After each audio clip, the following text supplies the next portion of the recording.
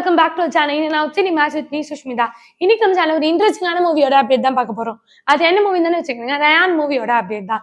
ராயன் படம் எப்படி இருந்தது நம்ம எல்லாருக்குமே தெரியும். 26 ஜூலை 2024 இந்த படம் ரிலீஸ் ஆச்சு.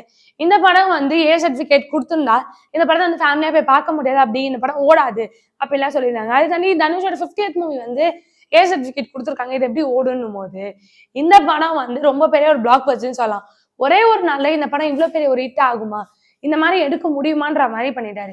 ரொம்ப அழகான ஒரு ஸ்கிரீன் பிளேன்னு சொல்லலாம். அதை தாண்டி இவரை விட தனுஷோட பெர்ஃபார்மன்ஸை தாண்டி மிச்சவங்க எல்லாருக்குமே ஈக்குவலான ரோல்ஸ் கொடுத்துருக்காங்க. காளிதாஸா இருக்கட்டும், சந்தீப் கிஷான் இருக்கட்டும், இல்ல அபர்ணாவா இருக்கட்டும், துஷ்ராவா இருக்கட்டும், இவங்க எல்லாமே ஈக்குவலாவே பெர்ஃபார்ம் பண்ணியிருந்தாங்க, நம்ம எல்லாருக்குமே தெரியும். இதை தாண்டி இந்த படத்துக்கான நிறைய பாசிட்டிவ் ரிவ்யூஸ் வந்துட்டு இருக்கு.